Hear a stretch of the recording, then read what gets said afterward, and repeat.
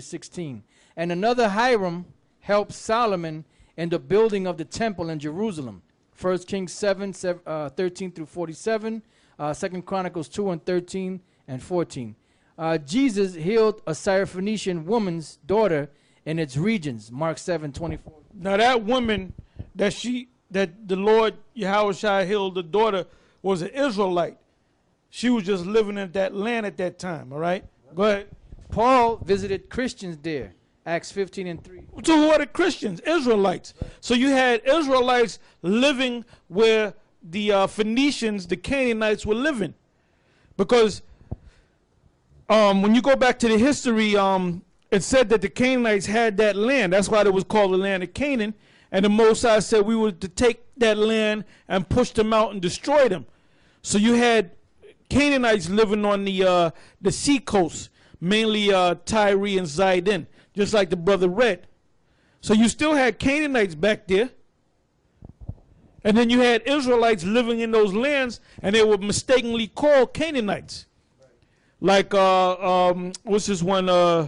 Was that Judas? Then we had Simon the Canaanite, which he was an Israelite, and he was one of the 12. You had the Ethiopian eunuch, which he was an Israelite, but he was living in the land among the Ethiopians, all right? Uriah the Hittite, he was an Israelite, all right? That was it on that? Okay. Now you got that information on the Olmec, and you can see right there that the guy's head is the head of a damn Canaanite, man. And I actually went down there and saw that with my own eyes. Got something, Mark? Yeah, I have something here. It's called the Olmecs. It says the earliest civilization in Central America and possibly the earliest civilization in the Americas was the Olmec civilization, which arose sometime between 1200 and 1000 BC. They originally lived in the Gulf Coast region. Yep. Now he said 1200 to 1000 BC, which is about right. Because when Solomon was friends with Hiram, all right, the Canaanite, because it wasn't called Phoenicians back there. That came along when the Greeks came into power and named them Phoenicians, just like the Greeks named the Edomite Greeks named the Cushites Ethiopians, Esapar, which means burnt faces. All right. So during that time period, 1200 to 1000 BC, they were going back and forth to the Americas, and it's going to tell you when you read the scriptures that they were bringing stuff back for King Solomon because everybody respected and honored King Solomon. So it was after King Solomon that the Israelites knew about that new region, which we're going to read about. All right? Go ahead, Ak. Read that again. Again, this is from a web page called the Olmecs. The earliest civilization in Central America and possibly the earliest civilization in the Americas was the Olmec civilization, which arose sometime between 1200 and 1000 BC. They originally lived in the Gulf Coast region of southern Mexico, but soon expanded into Guatemala. Down here it says, the most dramatic achievement of the Olmecs were the building of massive stone heads. And like Elder Tahar said, if you'll see it, the picture, it looks like a straight up, Hamite, man. Looks like a Hamite, With the building of the massive stone heads, we aren't sure who is represented by these heads, but archaeologists believe that they may be Olmec kings. Okay, you got something, Mark? Yep. Go ahead. This is the book of 1 Kings, the 7th chapter and the 13th verse. And King Solomon sent and fetched Hiram out of Tyre. He was a widow's son of the tribe of Naphtali. What did it say? He was a widow's son of the tribe of Naphtali, and his father was a man of Tyre, a worker in brass, and he was filled with wisdom and understanding and cunning to. So that's telling you that Hiram, which, like I said, the Masons go follow Hiram Abith. Well, that's the same Hiram that the Masons follow. Now this Hiram mother was an actual Israelite, but his father was a Canaanite. And the Most High put the spirit on him to be this great builder and this sea merchant person, seafaring person. Go ahead. He was a widow's son of the tribe of Naphtali, and his father was a man of Tyre, a worker in brass, and he was filled with wisdom and understanding and cunning to work all works in brass, and he came to King Solomon and wrought all his work. Okay, you got anything else? Okay.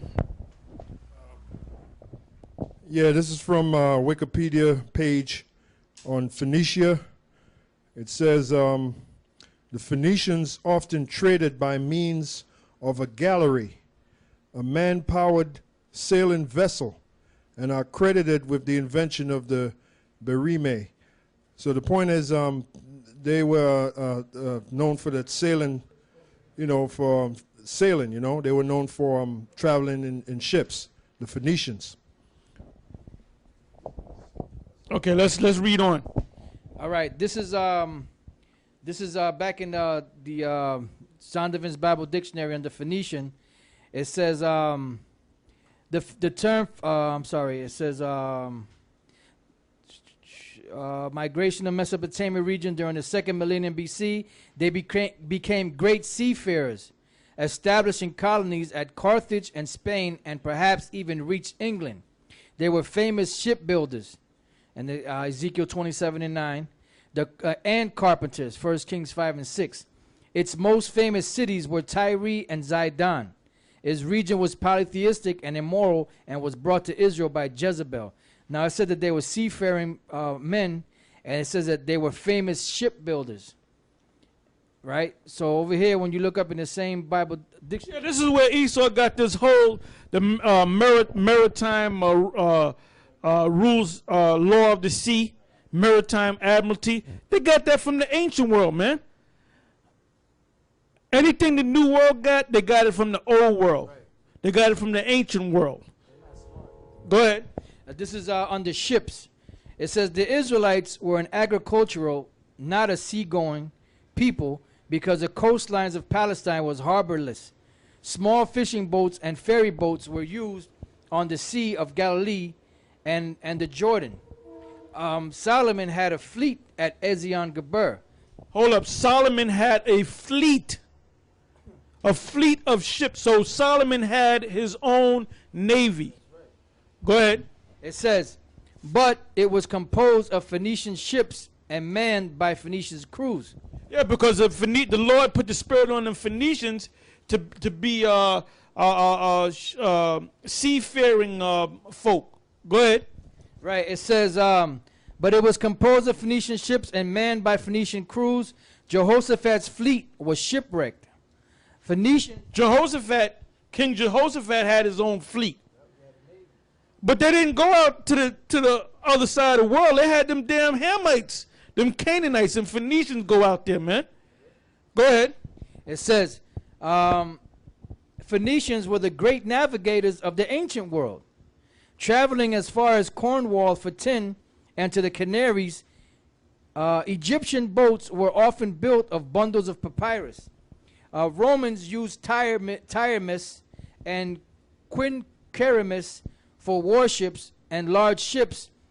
So where did you think the Romans got knowledge of the ships? From the Canaanites, man. From the Phoenicians. They found Roman coins over here. They found Roman coins over here because we dealt with Roman coins because Jerusalem was a province of the Roman Empire. Go ahead. It says up to 3,250 tons burden to transport grain from Egypt. Paul traveled on one of these ships that carried 276 people. When it was shipwrecked, Acts 27, traveling by ship on the Mediterranean in the fall of the year was very dangerous, as Paul's experience shows. And I think that was it on that. That's it? Yeah, I got the other one over here. All right, go ahead. This is out of the Harper's Bible Dictionary under boats. It says boats, water. On this right here, this Harper's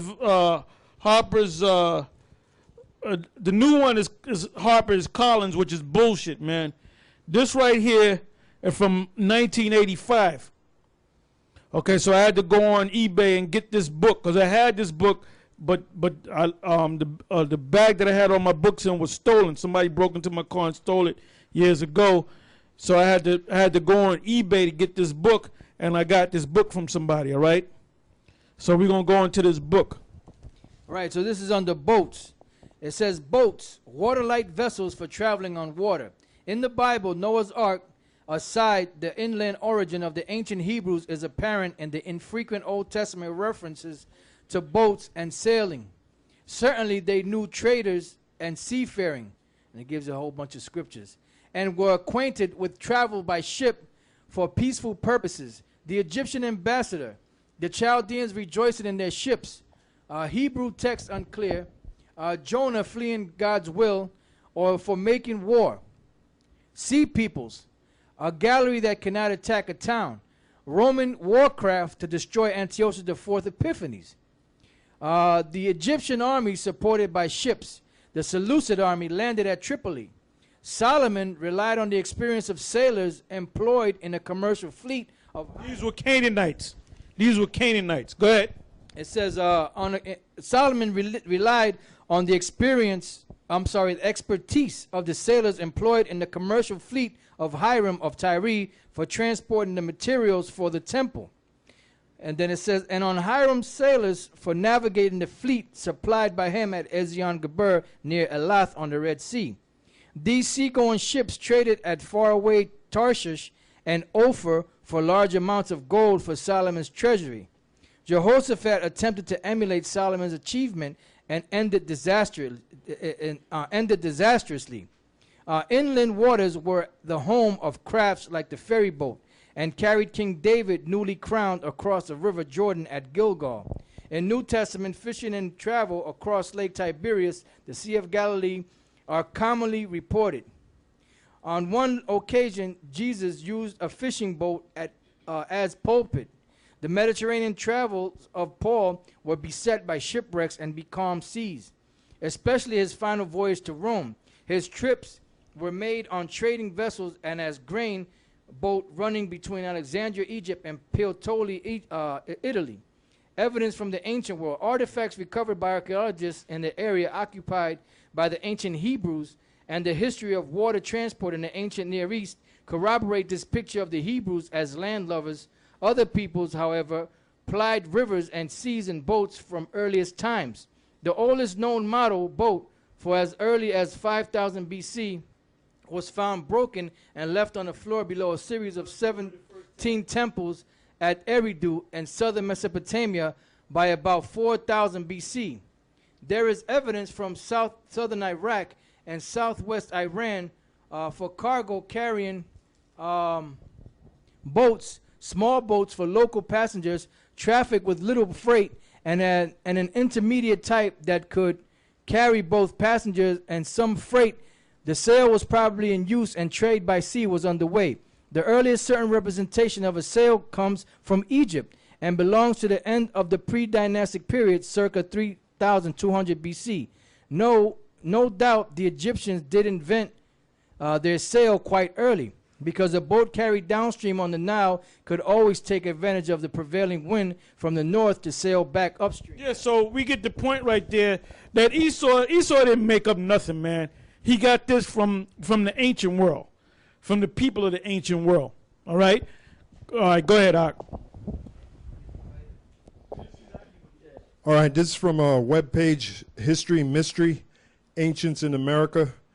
It says, long before Columbus sailed to North America, this hemisphere may have been visited by other Europeans, ancient Romans, Chinese, and Japanese, even the ancient Egyptians.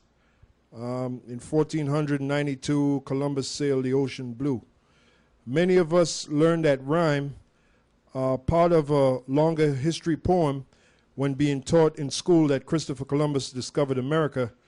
Although nothing can be taken away from Christopher Columbus' daring voyage, he certainly was not the first to arrive on the shores of Americas. And if I'm not mistaken, he never even made it to America, right? Yeah. For one thing, there were already people here. which we've been saying that for years. Many Native American nations